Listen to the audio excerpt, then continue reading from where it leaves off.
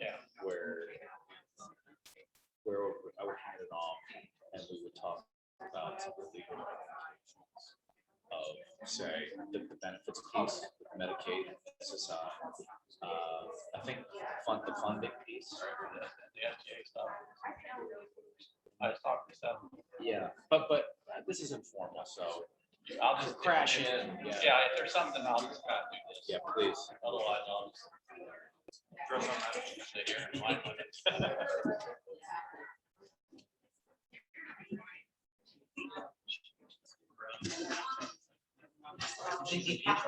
Just in case you guys need to point that one. All right. Hello, everybody. Welcome back to our final session of the Day in Employment Services track, Day 2, OPRA 2021 conference. Just want to thank you all so much for being here. It was just so awesome to have an in-person event. We haven't been here in 2 years. So I just really appreciate you all for coming and for everyone online for being a part of it as well.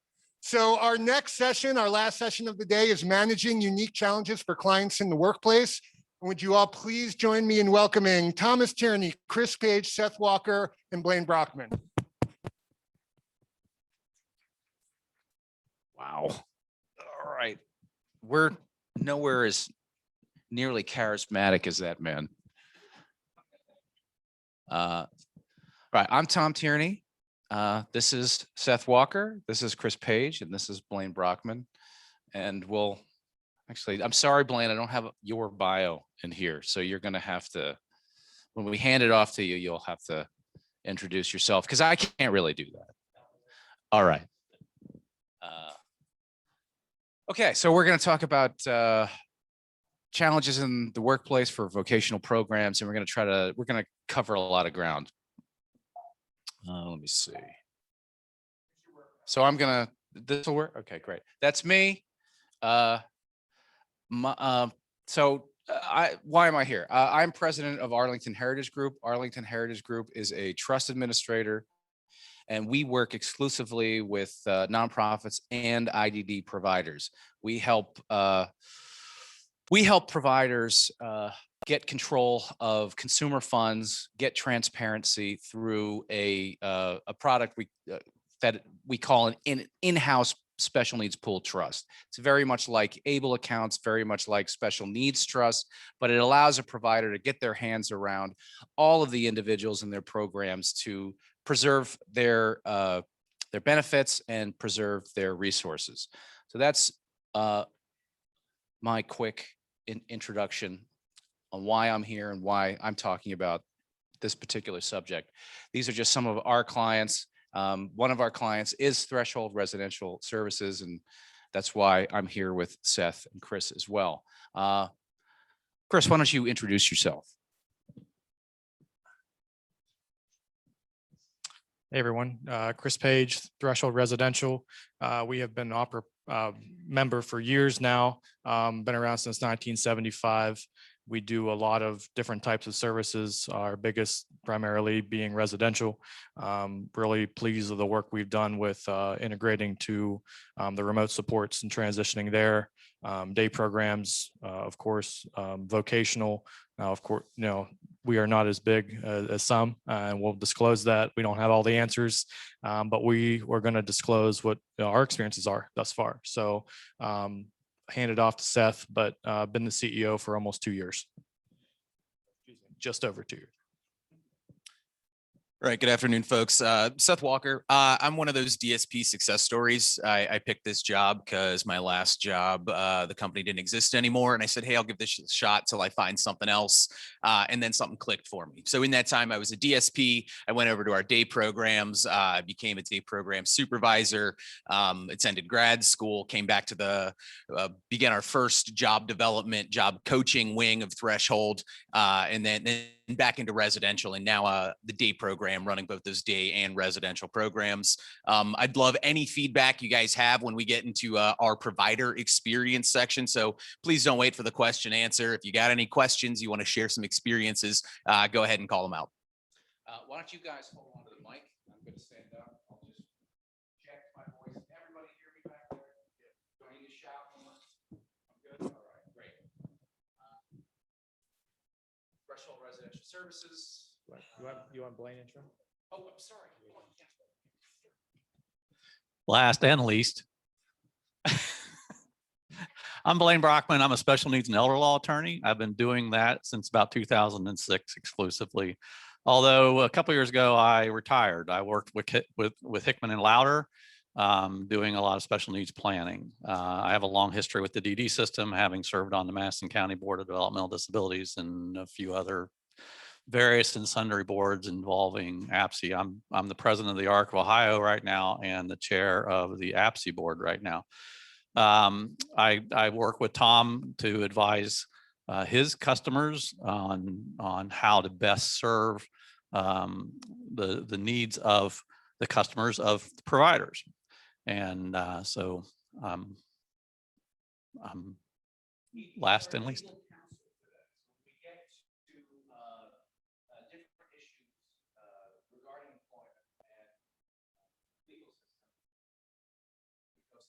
Yeah, and afterwards, if you have questions, you are welcome to corner me. I run a small nonprofit right now that helps people who can't afford attorneys access advice and legal services in rural areas. And by rural areas right now, I mean Madison County. All right. Yeah. So I believe I already mentioned we've been around since 1975. We are a 501c3 nonprofit. Already touched on basically our services as well. Primarily has been in Columbiana County with a little bit of work in Mahoning and Stark as well. So we're going to be talking primarily about our vocational program today, which 37 current attendees, 4 of which are employed in the community. 15 are routinely working doing vocational habilitation. 5 or fewer individuals do not do any type of vocational habilitation and have no desire for integrated community employment. And 11 who we believe could not be employed in the community or again, don't have that desire. We put 2 NA, and I guess maybe I'll let Seth elaborate more on that. We've had an interesting experience with OOD. So I'll let Seth fill you. I guess first starting off is who here provider wise is working in this job development, job coaching field? Okay, so we have a couple of folks. Who's here just interested, or are your agencies getting started with this? We all know it's a big state alignment. It is the future. It's what they're pushing us towards. All right, great. So we got a nice little mix there. Currently, for those that know and for those that don't, our big partnership with Opportunities for Ohioans with Disabilities. Now, I really imagine over the past couple of years that I've been involved with this, before that really was our single biggest funding source. There was a whole separate thing of billing. We're down to into 6-minute units on OOD billing for those services, but the waiver side has picked up. Now, the Venn diagram is not a perfect circle yet, but those pots are getting a lot closer to where OOD can't fill that gap or fill that need for us. We can kind of supplement with some of the waiver services in a little bit more relaxed area. R2NA there, are those folks have went through the OOD system, tried, and through whatever reason, I don't want to put it on our job coaches, that I don't want to put it on that person, but we have not been successful. I'm not going to say that our individuals have failed there, but we have a 6-month and kind of an indefinite, no, we will not be reopening your case for this client. So it's a thing that's happened to us. I don't know if it's happened to other providers, but we have folks that OOD will not assist us with at this time. Our waiver program has to pick that up. We're going to get into sharing some of those experiences, some of those expectations a little bit later. But when we say NA, we can't serve them through that particular stream. So we got to be clever. We got to be creative to support the individuals that we do in seeking competitive community integrated employment. But on you, Tom. Everything that we're going to talk about, some of these higher concepts in employment, like unemployment rates, funding issues, we're going to try to bring back to a provider level. I personally believe case studies are the most useful types of presentations that we can offer at these types of meetings and conferences. So we're gonna talk about really 4 subjects. We've broken this up into 4 distinct topics. Yeah. Can you turn the microphone or online? Sure. Sure. Thank you.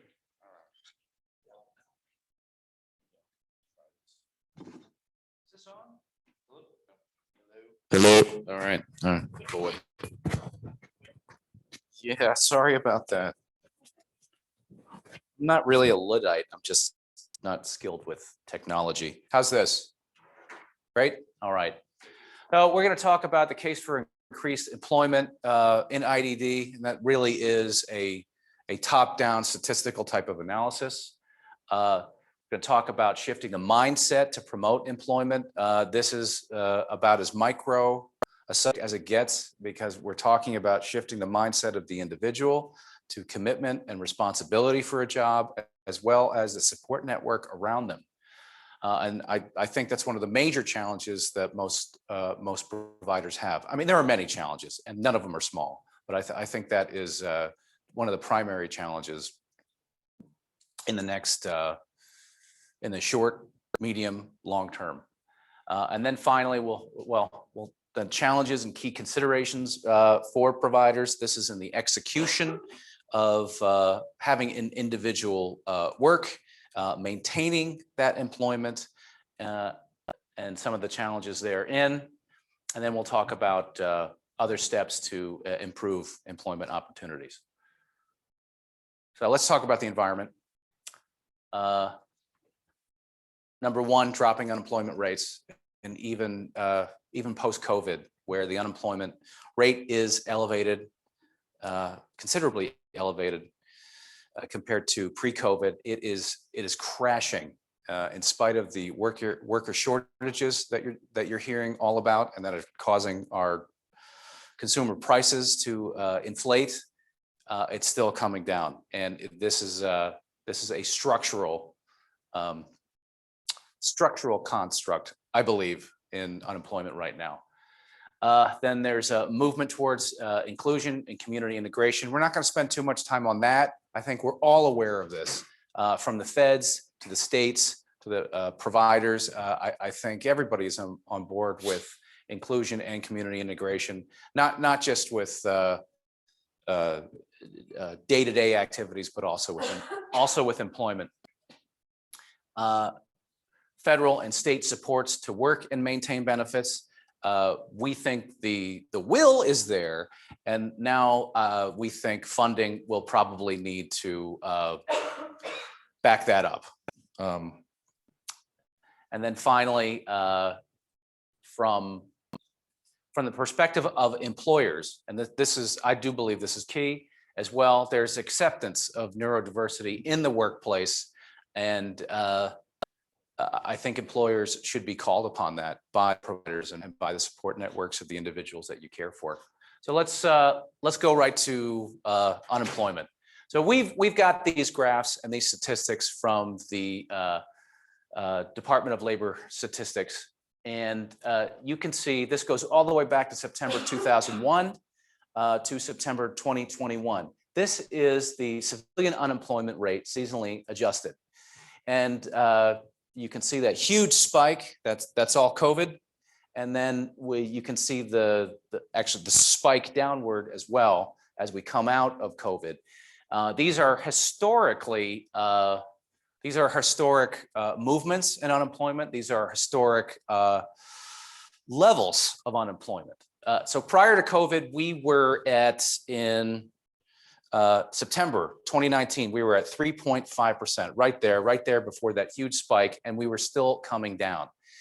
What's interesting about that level is the feds, the Federal Reserve Board, the Department of Labor Statistics, even nationally renowned economists were saying there is an unemployment rate which we can't go below, where there's structural unemployment. And I believe that 3.5% September 2019, that really put the lie to that whole concept that there is a level of structural unemployment in the economy that we're just not going to go below. We don't know where this can go, but we can definitely get back to 3.5%, and we can probably go below 3.5%. And this may have to do with the way unemployment is calculated by the feds, you'll see a little later how the denominator for unemployment keeps changing. And the denominator is the civilian participation rate. And people are coming, the civilian participation rate, which measures how many people either are looking for work, are unemployed, or are working. That's the denominator. So that keeps changing all the time. And I think it's going to continue to change to sort of skew these numbers downward. Now I think that's a very good message. It's a very good place to be, where unemployment rates are continually falling because people coming back into the labor force or in the labor force can find a job. And that's what really this is all about. The last time we had these types of low unemployment rates, and this graph doesn't go all the way back to 1969, only goes back about 20 years, it's 3.7% in September 1969. That's about as low as it's been. And when you go back to the 1950s, when you go back to the early 1960s, where the economy was roaring, there were jobs, manufacturing base was still expanding, never got below that. So this is really an historic time, and I really believe we are going back to these levels that we saw pre-COVID. And I had to put in the hit song for 1969 versus September 2021. I don't think anybody could have imagined Justin Bieber as a celebrity or as a singer back in 1969. But then again, I don't think anybody have even heard the Archies hit song Sugar Sugar. Has anybody heard that? All right, there we go. You're dating yourselves. Yeah, Blaine. All right. So the widest unemployment rate is falling precipitously along with all other measures. This is called U1. This is federal jargon. Persons unemployed 15 weeks or longer as a percent of the civilian labor force. And U1 encompasses all these other categories: U2, U3, U4, U5, U6. And what that is showing you is the widest possible net to show who's unemployed in the economy. We are under 10% now, and it's still coming down. It's probably not coming down as with the same velocity as the U3 total unemployed as percent of civilian labor force, but it is still coming down. These are job losers. These are people that are discouraged in the marketplace. These are people that aren't normally considered part of the civilian labor force. That includes people, I believe, under the age of 18. So it also shows you the lowest skilled individuals that are in the civilian labor force too. So that's very encouraging right there. And we're not too far from the historic lows for U1.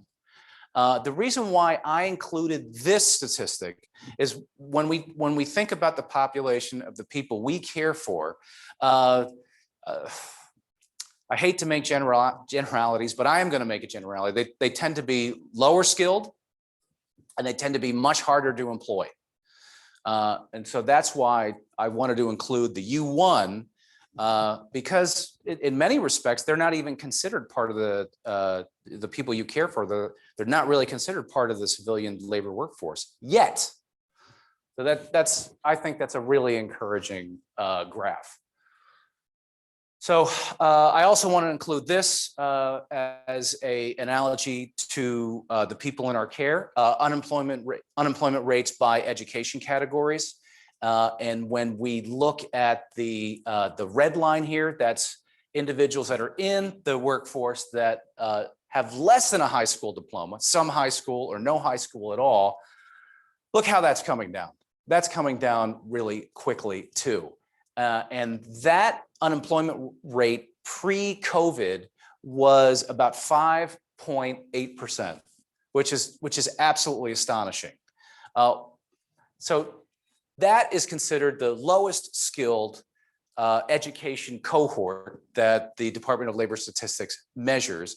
And I do think it's useful for us to consider that unemployment rate when we are trying to find work for the individuals in our care. That's also a very encouraging graph. And as well, I don't really want to get into the immigration migration issue, but when we're talking about lower skilled workers and trying to get them employment, we need to be cognizant of where the competition is coming from.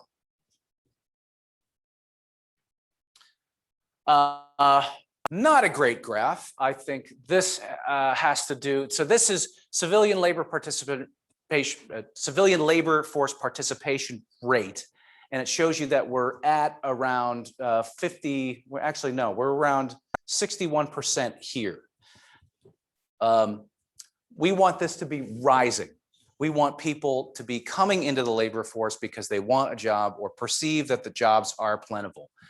And what you have right here is you have a spike upward and then indecision. I think the reason for that is that there's a lot of uncertainty and friction with respect to encouraging employment post-COVID. Not everybody knows what the rules are with respect to COVID and work. Vaccine policy has become a political football, not only state by state, but on a national basis. I believe that's why we're seeing this right now. Structurally, this is going up. I think that's the more encouraging message from this. I do believe we're going to have to get through all of this, these hazy, somewhat convoluted, sometimes contradictory policies about vaccinations on a state level as well as nationally. I think once we get through that, we're going to see the participation rate probably get to pre-COVID and higher. I mean, you can see, like my background, before I came to Arlington Heritage Group, my background was Wall Street. I was an institutional investor, portfolio manager for mutual funds. And I used to do technical analysis a lot, which is basically price structure of stocks and securities. But this is sort of a classic technical pattern, almost like a teacup pattern, which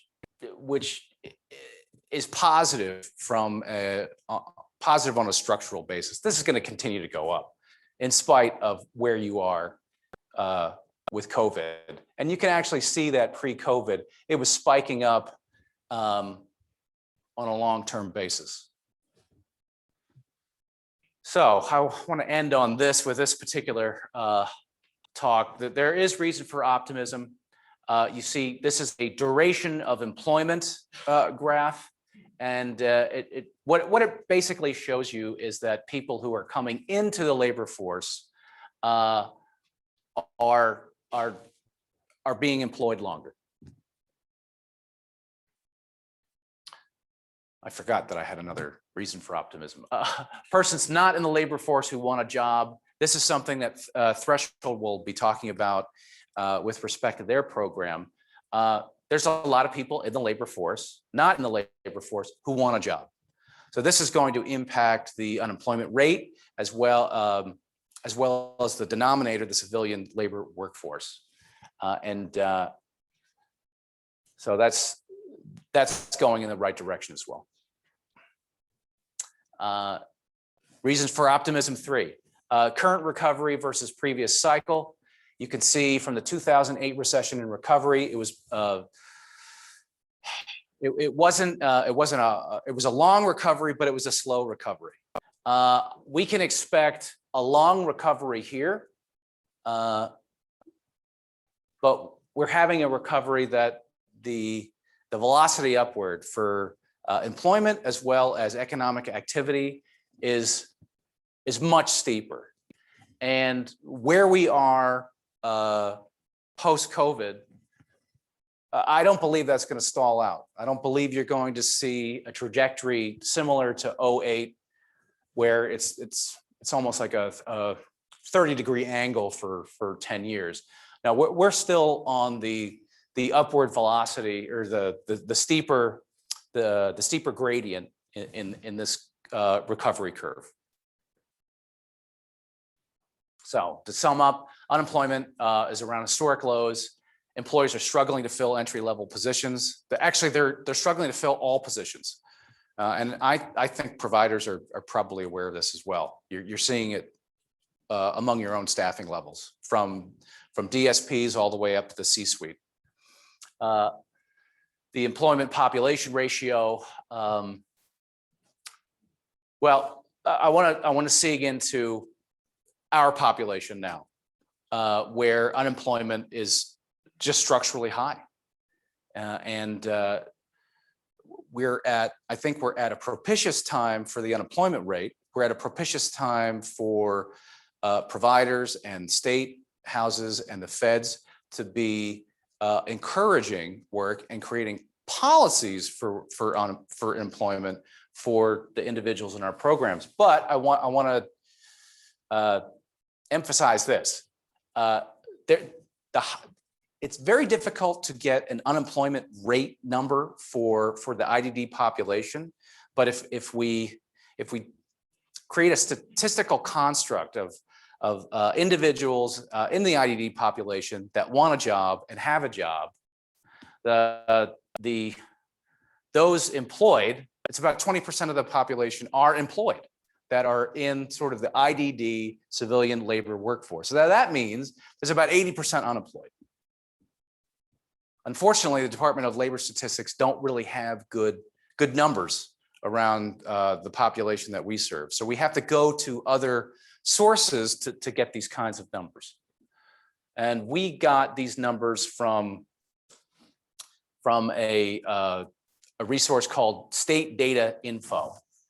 And this goes back, this goes back 30 years almost. There's 1988 to 2019. And you can see that the national average of integrated employment for individuals with IDD has been stagnant. And actually it's gone down and is down from the historic 1999 and 2001 levels. And here's the percentages right here. So the highest we ever got for IDD individuals that were employed is 2001, with about 24% measured of the population that had a job, any job. That's not full. That's not like full-time employment, 40 hours a week. That's part-time, intermittent type of employment, and that kind of thing. The nice thing about this graph is we started an upward trajectory back in 2016. And I think that has to do with all of the factors we talked about at the very beginning. The environment is better. The employment environment is better. There's a shift in the mindset of the individuals who are being cared for, that are being offered work. There's a shift in the mindset of state houses and the feds. And there's a shift in the mindset of the employers. Is it possible to get rid of I can't really see the titles up there. It's possible. Unfortunately, it may be in a more inconvenient place if I move it. All right, yeah, just at the bottom would be great. I just want everybody to see the titles. No problem. There we go. Right. So I'm gonna go through a couple stats that the state data info gave us, but I also want Threshold to talk about these statistics in a microcosm from the percentage of individuals that are in their programs, that have a job, that want a job, that are working, et cetera. So only 20% of people with IDD receive services from a state IDD agency are employed. That's sort of a long-term number that we've been looking at. And only 12 to 14% of those work in a competitive integrated employment environment. So that I think is going to be one of the biggest challenges to bring that up. I don't believe that 20% number, which is more of a general number, more of a global number, full-time, part-time, et cetera. I think that's just that we are going to see that go up. Don't know how far it goes up. And then these statistics, these numbers just show you that there is a desire in the community for the individuals themselves that want a job, part-time, full-time, what have you. And so I wanted to let you guys talk about this slide in the context of your programs.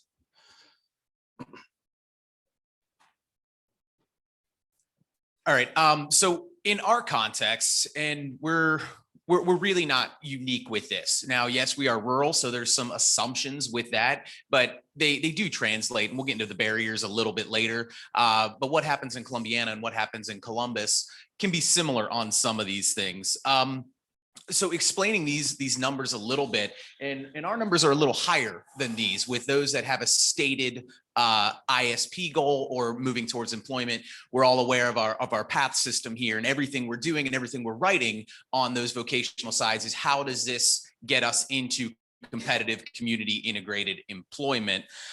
What we really see though is unmanaged expectations, and we don't really discuss what it means to get there. So we're looking at the top of the mountain a lot, and we're seeing these great dream jobs. We're getting out of the, well, those folks can be dishwashers and Walmart greeters, right? So we come up with those dream jobs and we start putting those steps in place, but we're not a unilateral business here. We have service partners, and all of those expectation pieces are different for each service partner we have. So I do want to, we're going to continue on with the slides a bit, but just starting with this, the first key thing I want to put in your guys' heads for those that are doing it and those are about to embark on this job development, community integrated employment path is we need all of our service partners to be on the same page with what our expectations are, operationalizing some of our definitions, and expectations in the real soft skill work starts at home. It can never start too early there.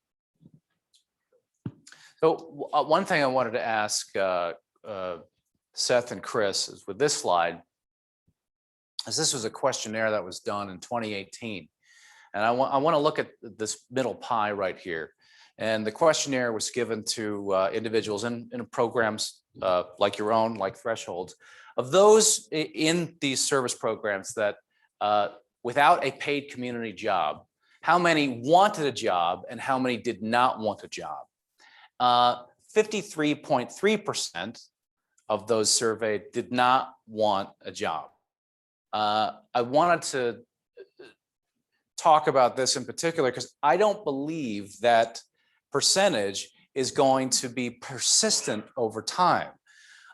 What I mean to say is that as employment becomes a popular choice or a choice at all in residential services or even day services, people's opinions change.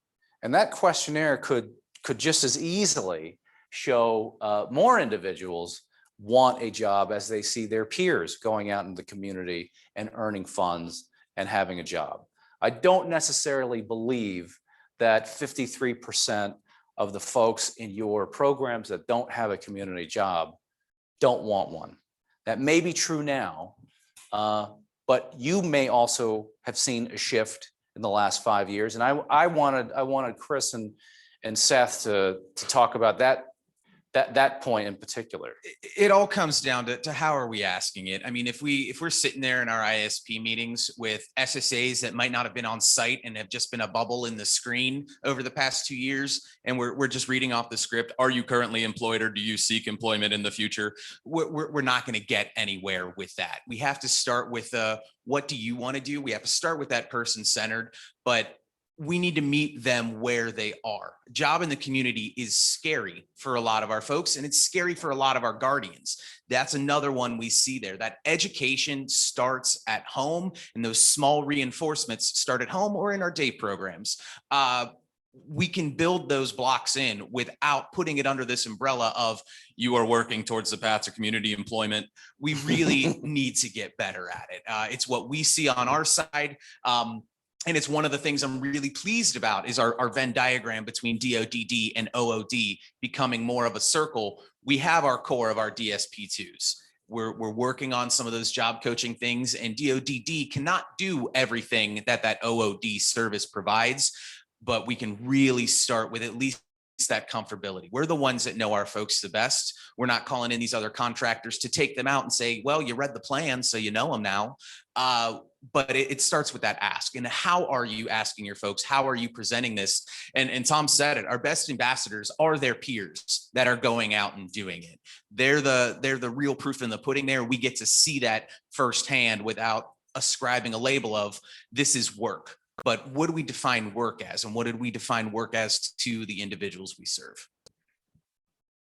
Yeah, I'd like to add to, a lot of it comes with what is the approach? What's the mindset of the natural supports? So is that guardian, is that family member, do they want them to be out seeking integrated employment? Do they want them to be in a sheltered environment where they have been for years and they believe they're safe based on their 15, 20 years of attending the same program? So, we've seen that there's been a pretty big shift with the younger guardians, younger individuals we serve, where they have a higher interest in seeking the community employment. They want that integration for their loved one. It's not the same for the guardian who's 80 years old and their son or daughter has attended our program for 30 years. So just something I wanted to add. And I would also say that the conversation is broader than just the natural supports and family members. If you have other folks involved in this person's life, it could be extended family members, but it could be other professionals too. So some folks are seeking financial services, legal services, other kinds of services for planning purposes for their family, their entire family. That conversation has to happen with those folks also to overcome exactly what you're speaking about. Everybody is protecting their loved one. I'm afraid of what the community looks like, sometimes because of their own experiences in the community, and sometimes because the community deserves it. But in most cases, they just don't understand it. So I want to end up this slide with what do you think that this middle pie chart, folks in your services, if they were questioned, do you think that number who, if they've part of their questionnaire or part of their intake, do you think about 53% the folks in your services, if questioned, that they would not want a job? With the way our language is now, yeah, 53 is accurate. Okay. And the way that presentation goes in some of those ISP meetings, it is accurate because I don't think it can be captured once. Right. I think that's an ongoing, evolving, dynamic relationship. We're in the relationship business, and it's fluid. It is not static. Right. A statistic is static, and if our approach is that clinical brusque language, then we're going to get 53, and we're going to get higher than that. I wanted to ask the audience, your experience, if you have vocational programs, does anybody think that 53% is way off? And if you do think it's way off, I'd like to hear what you think that really is based upon your experience. Because, a lot of these statistical numbers that we gather for the IDD community, they just stink. Where we're extrapolating. So you and you right there. See if we broke that down by age demographic, because our IDD people who are coming out of high school in the past 5 years have been exposed more to these type of opportunities while in high school. So they're coming out more, wanting to do that, but the population that we're serving that wasn't exposed to that.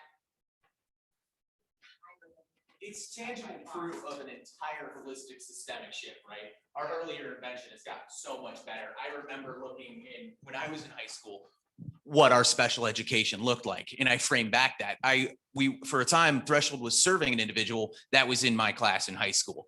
And we're so much better than we were there now. And it wasn't all that long ago, but really that is one of the biggest tangible pieces of evidence there is you ask the 21-year-old versus you ask the 51-year-old, and you can see that exposure. And I can't say it enough because it started at home, it started early, and it started often.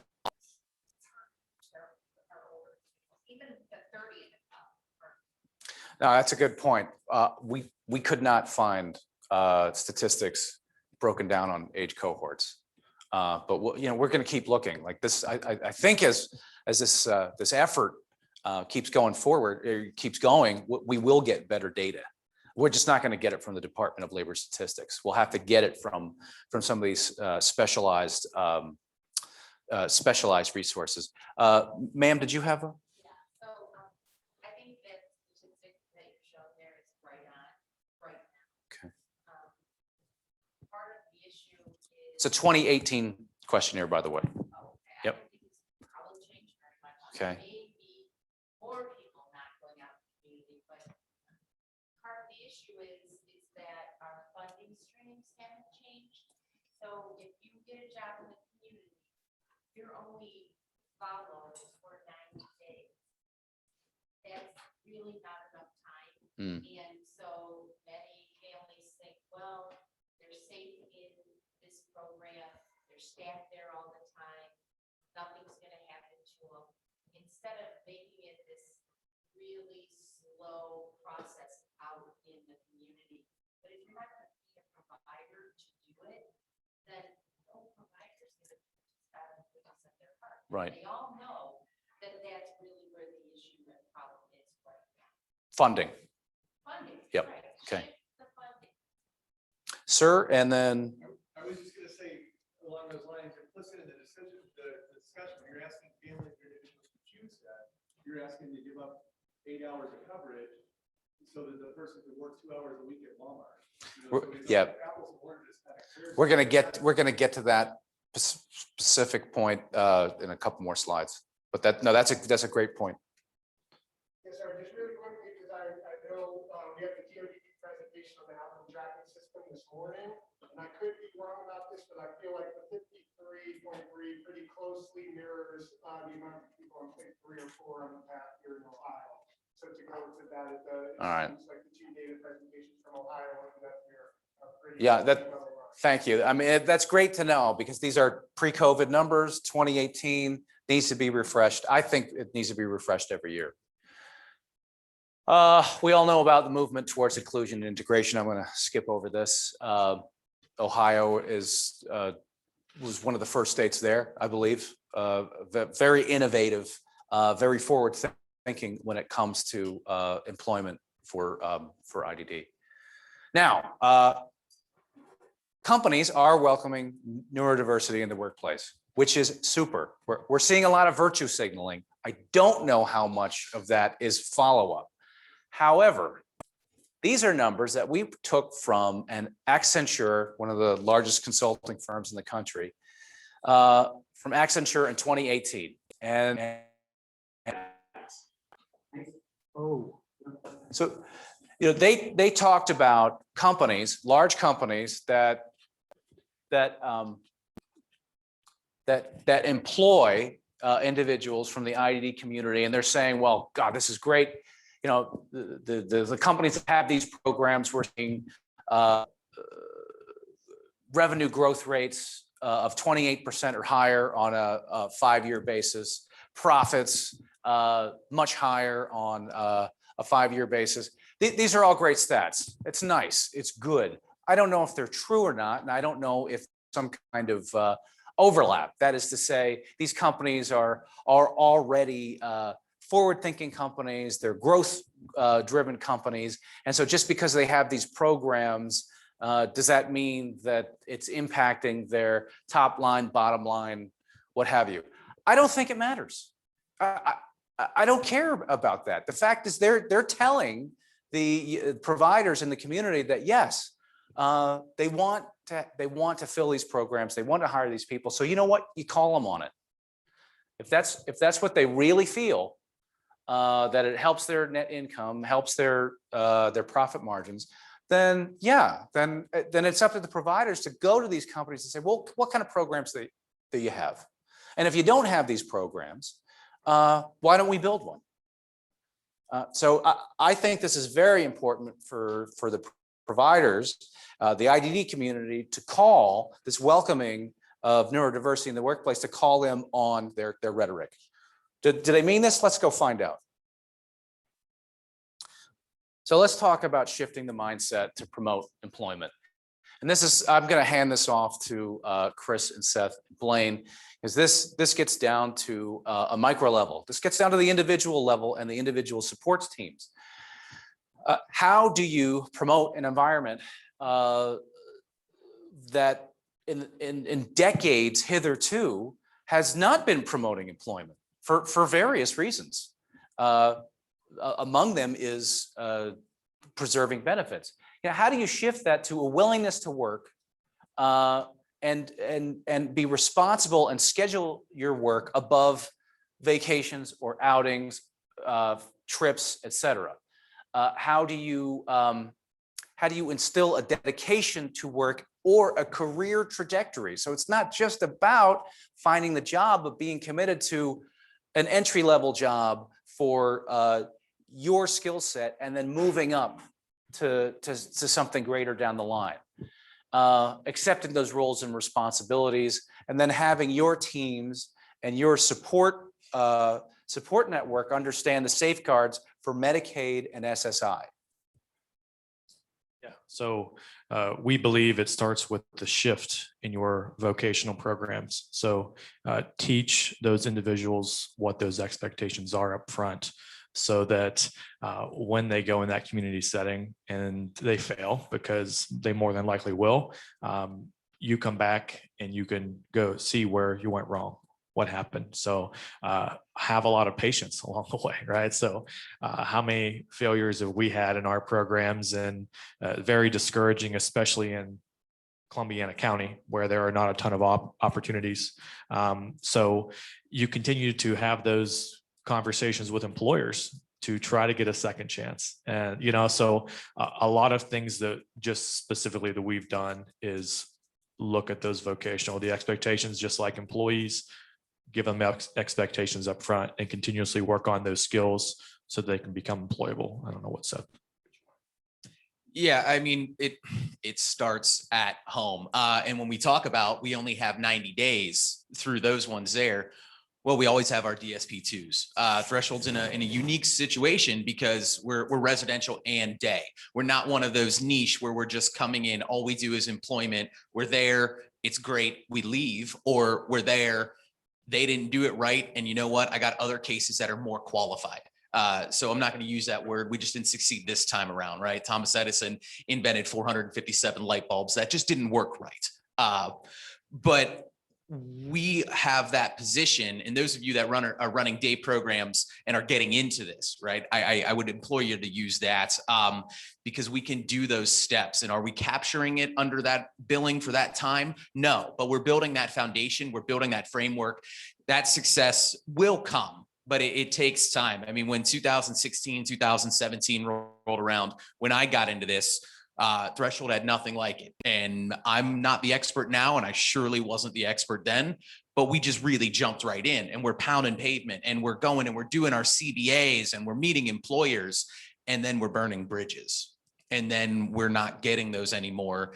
We've got very few employers in our area that we can really carve and tailor those skills. If you guys are familiar with that job carving idea, that it takes one bad experience, one bad job coach, one bad behavior. And everyone knows behavior is just another form of communication. And we're the experts right then and there, but they don't have time for listening to that. So we have to work on those with our natural supports, with our paid supports, whether we're calling it job development, job coaching or not. These are all the functional things that often get in our way. It's not the mechanical skill acquisition and skill mastery that gets in our way. It's the small things. It's the timeliness. It's the social interaction. We should be working on those no matter what we're calling it with our individuals, right? If we're trying to lead these neurotypical air quotes as inclusive and normal lives as possible, those are the things we do first. So an intentional shift in that mindset when we're looking at our day programs and how we bring our day programs forward is the first step, and it's going to be the last step as well. You guys talk about like success rate, like placing like the marginal candidate for a job. Do you have enough experience to actually talk about a success rate for a person new to the program that gets placed in their first job? So our success rates, and all our data is completely blown out of the water these past 2 years, right? All of that data doesn't really apply today. And that's one of the things I like. I really like the dynamic nature of this field, but it makes this tracking a little bit difficult. And it makes that question a little bit difficult. What I will say for our success rate, that threshold does better with the individuals we were already serving. We have that relationship built. We have a little bit of that nuance built, as opposed to me taking a cold case, reading a plan and going and spending 4 hours talking with mom and dad, and then boom, we're out the gate. We have more success with the individuals we know. And it's really a no-brainer. So I'm sorry for those ones here that are only doing those employment services. But if you can spend that time with them, it all comes back to that relationship. And then when you're working with providers like ours, if you are coming in to assist me at Threshold, because I can't place someone right now, so I'm calling you guys in. There's plenty of people to be served. We all know that. Ask what's between the lines on that ISP. Ask what those real need to knows are, and start with the basics. Start with, how do I build the relationship with the individual I'm serving? But our placement rates, absolutely better for our internal ones. The ones that we have taken and worked with, they live with us. We can tie those skills when they get off the bus back at home. Yeah, I want to give this presentation a year hence with at least a year behind with the pandemic in the rearview mirror, and to hear what experiences are, because I hear that a lot when we do research on this. Like, Tom, I can't really talk to you about vocational experience in the last 18 months because it wasn't there. Yeah, I just wanted to elaborate a little bit more too, in regards to the acceptance of the roles and our upfront expectations with the individuals we're serving. So we believe we're not alone, and that several of you are in the same boat where you have, those very high functioning individuals that you believe are very capable that go out and fail, and they go out and fail. And we call it the big fish in a little pond, so those individuals that are just so comfortable, they come to our programs, they're like the king, and they know everybody, and they're the go-to, and you have an odd job and they're going to go do it. But then out in the community, that's not the case. The support isn't there. So want to elaborate on that a little bit in regards to, understanding the safeguards of Medicaid. You better continuously have that relationship with the employer. So our experience is, like so many providers, everyone's short-staffed. If you find an employee that's willing to work, you're going to work them to death, right? So that benefits analysis is a must. So we cannot jeopardize those Medicaid benefits. And I think probably a good time to hand off. Oh yeah, so that's a great segue to the next two slides. And I want to bring Blaine in on this. I think this kind of knowledge, and what I'm talking about in this slide, we're talking about SSI and Medicaid eligibility. This kind of knowledge needs to be ingrained and fundamental in your not only vocational services, but also among your DSPs, among the teams that are giving support, because one of the long-term impediments for shifting the mindset is this notion that you cannot have a job or you will lose Medicaid and you will lose SSI. These two slides show you threshold. This slide is about threshold amounts for annual income among about 8 states right there, Ohio included, what you're allowed to earn on a yearly basis for before you lose your Medicaid benefits. And this is drawn from the Social Security Red Book about employment, and shows you the SSI penalty for a given monthly income. Now, Blaine, I think this is true about Medicaid. Medicaid doesn't just look at annual threshold, they look at monthly, right? They'll annualize annual income if it's inconsistent. But well, I guess what I'm asking is, yeah. Social Security. So, and we could, and I'm not going to get into the weeds on some of the eligibility stuff because we could spend all day on that. But what you've got to remember is Social Security is going to reduce a benefit someone receives, an SSI benefit. A good way to think about it without getting into too much nuance is they're going to reduce it for unearned income, just money someone gets that's not wage related. they're going to reduce it dollar for dollar. And so the SSI benefit right now is $794 or something. 794 right there. 794. So if I get 794 of unearned income, I'm out the door it's a hard stop. There's disregards. There's a $20 disregard on unearned income. There's about $85 of disregard in earned income, but think of in your head, think it's going to reduce your SSI benefit by 50 cents. It's a 1/2 reduction. So you can earn twice as much wages, earned income, than you get in unearned income. A lot of people do say you can't work because you're going to lose benefits. And I think that a lot of people overstate that. I think it's got to be something you pay really close attention to. Also, pay attention to what counts as wages in the Social Security world. And so if someone is heavily supported by OOD, let's say, those wages probably aren't going to count against their eligibility. Social Security has categories of things that count as wages and things that don't. And so you've got to have advocacy to make sure that those wages aren't being counted when they shouldn't be counted. The other thing that you've got to consider, and I'm going to tell you, one of my chief frustrations is these systems push back against employment. I don't think they do, but they do, for reasons of people don't understand them, or because that's not a heck of a lot of money for someone to be making. On SSI, the rules haven't been upgraded, because another piece of this is the resource rules. You can only have like $2,000 in the bank. That's generous. That hasn't been updated since like 1983 or something like that. It was supposed to be indexed when they wrote it. It never got indexed. They were going to change it under the Build Back Better Act here. They're going to up it to $10,000. Gee, that's generous. And that got thrown out. It was about an $85 billion price tag, and they weren't going to do it. So now the problem isn't just this wage counting, but now at what are we getting on SGA? 1,300. It's going up 6. We're getting an increase of 6% in Social Security benefits this coming year. Now what's happening is every month I'm pushing up against the resource limit. I can't spend it fast enough. How many new televisions do I need? So now you've got to work with folks, because that's going to push back against employment. If I can't spend the money you're paying me, then I don't want the money you're paying me. And so now you've got to work with folks to do the right kind of planning to deal with the cash, with the bank account. I wanted to, so I want Blaine to talk about Medicaid next, but to finish up on the SSI, one of the techniques or one of the methodologies that providers should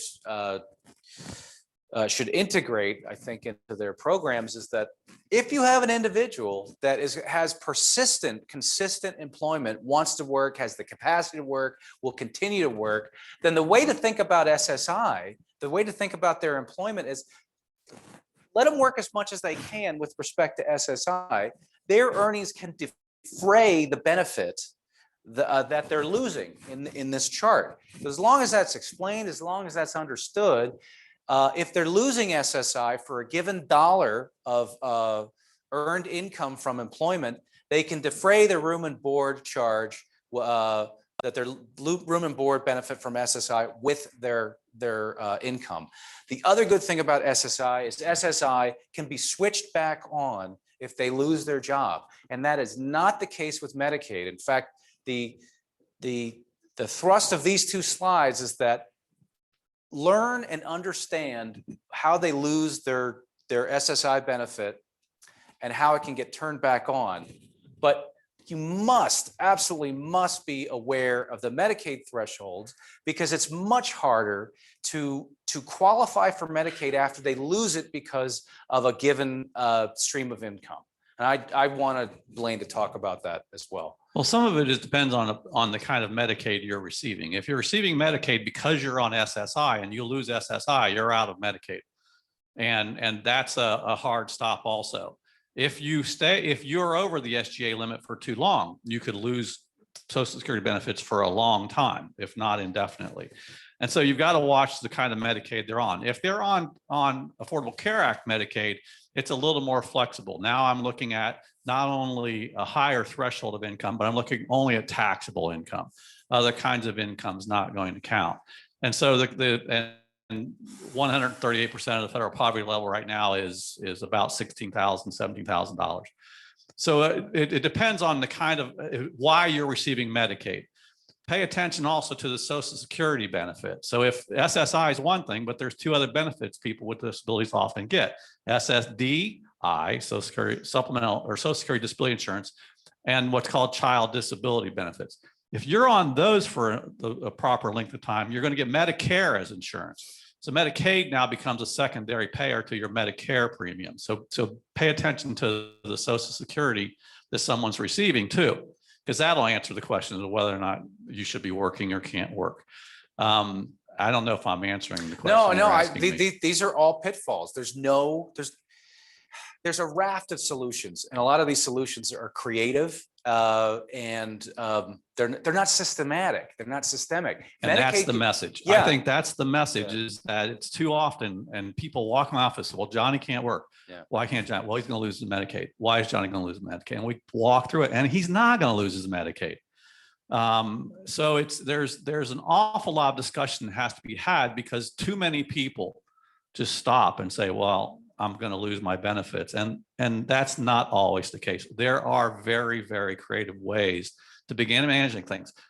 I always caution people, there are no magic bullets. I mean, nothing is going to make this all work like it should, but there are solutions. Don't just say he's on Medicaid, he's on SSI, he can't work.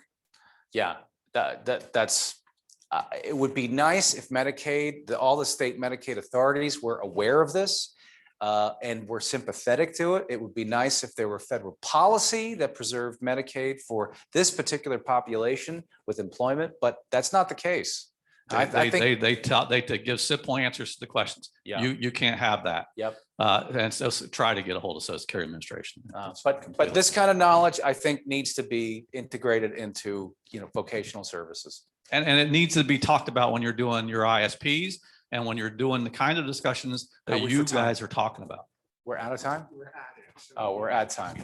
So we have to vacate the room pretty quickly? We're being thrown out. People may vacate. All right. Well, the last thing I want to spend time on is funding. How important is funding? Certainly how important is funding to pushing up the numbers of employed individuals with IDD. And I want to give that to Seth and Chris as well. All right, yeah. I'm getting tired of saying it. You guys are getting tired of hearing it. It comes down to shifting those expectations. We've received a lot of funding. Everyone knows the state priority is really working towards that. Utilize every channel we have. There's no one size fits all. OOD is not going to fix all of this. Really work on those blended services. Start with those skills. Call them what we can. Get clever when we ask for it, because the funding's there. It's, are we applying it correctly? Are we applying our skills and our DSPs correctly to utilize it? Because I don't feel like a good steward when I set up someone to fail just so I can collect my CBA dollars. We need to accurately use it. And even if it's those soft skills, even if that discovery process is absolutely great for starting somewhere, for building that in. Discovery is simple. Discovery easy. And I don't know about your county boards, but you guys might have to educate them a little bit on the fact that waiver service and OOD are really getting a lot closer there. And you might have to be the ones that are teaching them. I know I had to teach them, here's what I'm asking for. I got a guy saying, well, do you want to do it during the day or at night? Because I got to figure out where to put it in the pause. But we need to align our mindset to the existing resources. I believe the resources are going to keep coming. It seems like it's on the way, and it is at our forefront. Employment and technology are really the golden boys right now. But with what we have, what we've received in the past 5 years, we need to be smarter about how we use it. And we need to start those steps wherever we can, regardless of what we're calling it. Chris, anything to add to that? And if there is going to be some more funding, please have it be in regards to transportation. So specifically for us, it's one of the biggest obstacles we have is there is no public transit that runs 24/7. So in our cases, we get the pressure put on us. We have those individuals we're providing residential services to. Well, if you don't provide this transportation to John, to his job, he's going to lose his job. So. Especially day 91, who's that bus ride? Our DSPs, Right. us, already stretched thin, might not have those vehicles. It's overtime, it's more work, it's more stress there. Yeah, I mean, transportation, you guys all know, I mean, we could beat that horse well to death, and it's already been done. But up clear expectations and building natural supports. So I'm going to end on transportation. One of the reasons why, actually the primary reason why I put together this slide deck about 4 years ago was one of our trustees charged us with coming up with some creative methodologies or some creative ways to pay for transportation for the individuals in the residential program that had jobs. This was a provider in rural Pennsylvania, north of Pittsburgh. They had a campus type setting, and individuals, there was no bus service, there was no train service from that campus to their jobs in Pittsburgh or in the suburbs. And they had their own special needs pool trust. And as administrator, they asked us, well, how can we use these trust accounts and this pool trust to help the individuals who have accounts, who have jobs, to have transportation. And we came up with a white paper for that. But that's the whole reason why I started exploring this employment issue and the challenges thereon that are unique to providers and the individuals they care for. I know we're at time. We have a bunch more slides in here. I'd be happy for you to follow up with any of us about them. Download this. If there's any particular subject matter you want to talk to us about, our lines are open.